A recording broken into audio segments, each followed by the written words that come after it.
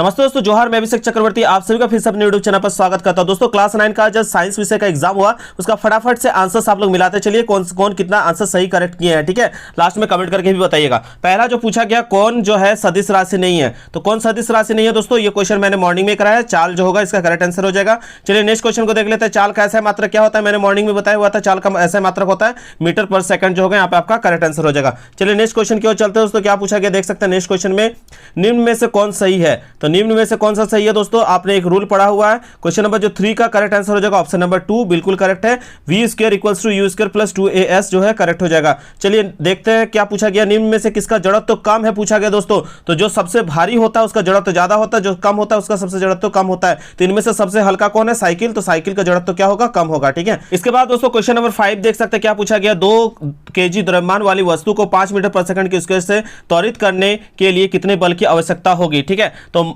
Force equals to क्या होता है, मास इंटू एक्सीलरेशन जो होता है, इसका करेक्ट आंसर होता है। तो आपको मास से इसको एक्सीलरेशन को जो है आपका वैल्यू को क्या कर दीजिएगा, मल्टीप्लाई कर दिए होंगे, तो आंसर कितना आ गया आपका 10 न्यूटन जो होगा करेक्ट आंसर हो गया। ठीक है, चलिए नेक्स्ट क्वेश्चन क्यों चलते हैं दोस्तों। क्या पूछा गया, किसी गतिशील पिंड का वेग आधा करने से उसके संवेग जो है हो जाता है, तो उसका संवेग क्या हो जाता है, तो 6 का जो है करेक्ट आंसर हो जाएगा ऑप्शन नंबर 1 आधा हो जाता है। ठीक है, चलिए नेक्स्ट क्वेश्चन की ओर चलते हैं। क्या पूछा गया, सभी ग्रह सूर्य की परिक्रमा करते हैं, इसका कारण है, इसका कारण क्या है दोस्तों, क्वेश्चन नंबर 7 का करेक्ट आंसर हो जाएगा ऑप्शन नंबर 1 गुरुत्वाकर्षण बल। ठीक है, चलिए नेक्स्ट क्वेश्चन की ओर चलते हैं दोस्तों। क्या पूछा गया, 98 न्यूटन के भार के पिंड का द्रव्यमान होगा, तो 98 जो है न्यूटन के पिंड का भार का द्रव्यमान कितना होगा दोस्तों, तो 8 का करेक्ट आंसर हो जाएगा ऑप्शन नंबर 2 बिल्कुल करेक्ट हो जाएगा 10 kg। ठीक है, चलिए नेक्स्ट क्वेश्चन की ओर चलते हैं। पूछा गया चंद्रमा पर 60 kg द्रव्यमान की वस्तु का भार होगा, तो चंद्रमा पर 60 kg द्रव्यमान वस्तु का जो है भार होगा कितना होगा, 98 न्यूटन जो होगा यहाँ पे आपका करेक्ट आंसर हो जाएगा। चलिए देख लेते हैं आगे। देख सकते हैं बहुत सारा क्वेश्चन जो आपका मॉडल पेपर से भी पूछा गया।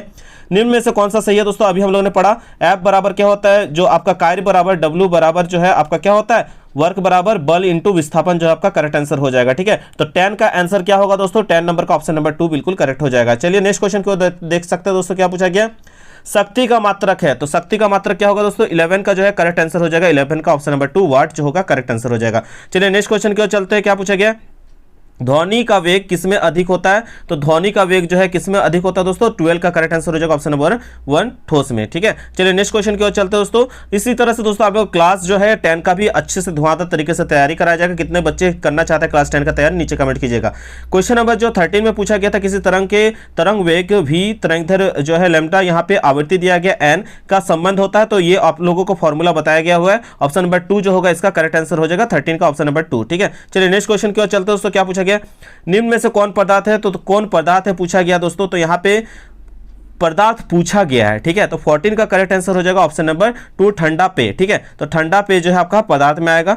चलिए नेक्स्ट क्वेश्चन की ओर चलते हैं दोस्तों। क्या पूछा गया देख सकते हैं, 100 डिग्री सेल्सियस तापक्रम बराबर है, तो 15 का जो है करेक्ट आंसर क्या हो जाएगा, 15 का ऑप्शन नंबर 2 बिल्कुल करेक्ट आंसर हो जाएगा 373 केल्विन। ठीक है, चलिए नेक्स्ट क्वेश्चन की ओर चलते हैं।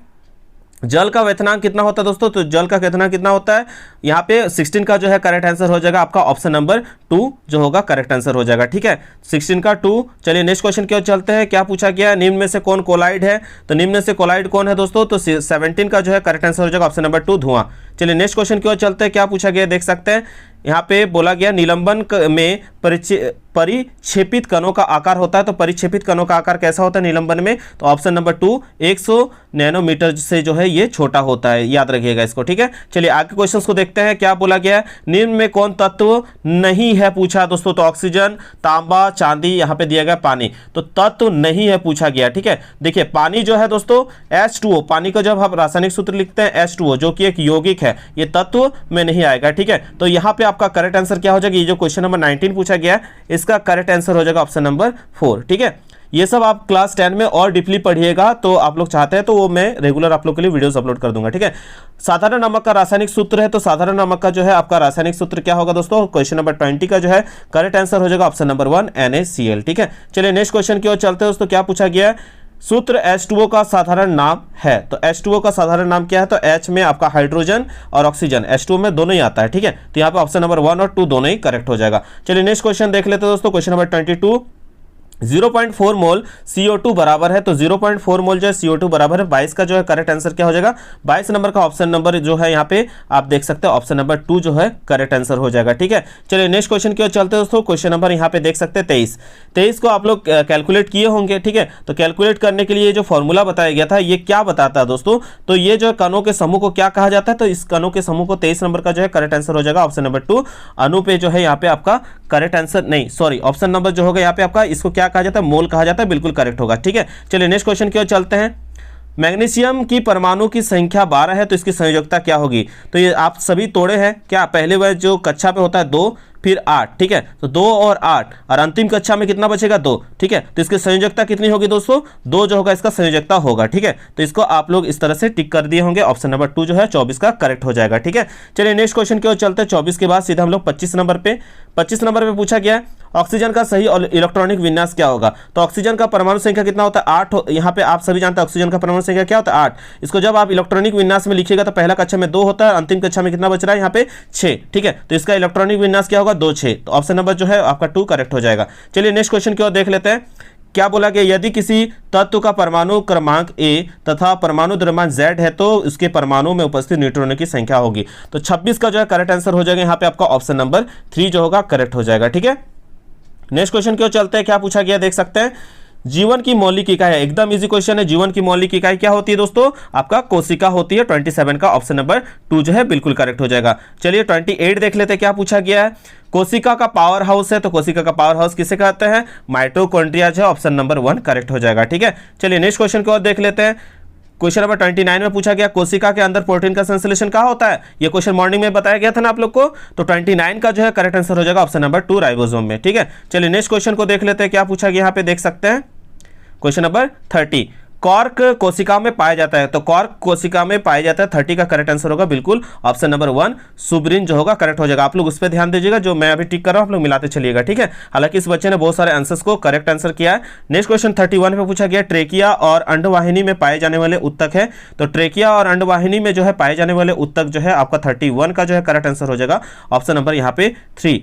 ठीक है, पच्छाभी एपिथेलियम जो होगा आपका करेक्ट आंसर हो जाएगा। प्रीवियस ईयर को क्वेश्चन से भी काफी सारे क्वेश्चन देखने को मिल रहे हैं। ठीक है, तो पौधों में जड़ और तने की मोटाई किस उत्तक के कारण बढ़ती है, तो किस उत्तक के कारण दोस्तों, यहाँ पे 32 का जो है करेक्ट आंसर हो जाएगा ऑप्शन नंबर 1। ठीक है, यहाँ पे जड़ देख के जो है ये लगा दिए हैं जाइलम पे, लेकिन दोस्तों यहाँ पे मोटाई का कारण पूछा गया किस उत्तक के कारण, तो यहाँ पे ऑप्शन नंबर 1 जो होगा कैम्बियम जो होगा ये करेक्ट आंसर होगा। ठीक है, चलिए 32 के बाद 33 देख लेते हैं क्या पूछा गया है। 33 मेढक के हृदय में कितने कक्ष होते हैं, ठीक है, तो मेढक के हृदय में कितने कक्ष होते हैं दोस्तों, तो आपका यहाँ पे ऑप्शन नंबर जो होगा दोस्तों यहाँ पे 33 का ऑप्शन नंबर हो जाएगा आपका 3। ठीक है, कितने कक्ष होते हैं, 1 कक्ष होते हैं, यहाँ पे आपका करेक्ट आंसर हो जाएगा 33 का ऑप्शन नंबर 3। ठीक है, चलिए 34 देख लेते हैं दोस्तों। क्या पूछा गया 34 में कि बुक लंग पाया जाता है, तो बुक लंग जो है पाया जाता है, 34 का करेक्ट आंसर हो जाएगा ऑप्शन नंबर 1 बिच्छू में पाया जाता है। किसमें पाया जाता है, बिच्छू में पाया जाता है। ठीक है, चलिए 34 के बाद 35 देख लेते हैं क्या बोला गया, मेढक है, तो मेढक क्या है दोस्तों, 35 का करेक्ट आंसर हो जाएगा ऑप्शन नंबर 1। ठीक है, शीत रक्त वाले, कैसे रक्त वाले हैं, 35 का ऑप्शन नंबर 1 शीत रक्त वाले करेक्ट हो जाएगा। ठीक है, चलिए 36 पे देख लेते क्या पूछा गया। 36 पे पूछा गया एक रोगवाहक कीट है, तो एक रोगवाहक कीट क्या है दोस्तों, तो 36 का जो है करेक्ट आंसर हो जाएगा ऑप्शन नंबर 4। ठीक है, मक्खी, मच्छर और तिलचट्टा ये सभी जो है रोगवाहक कीट में आ जाएगा। ठीक है, चलिए नेक्स्ट क्वेश्चन की ओर चलते हैं।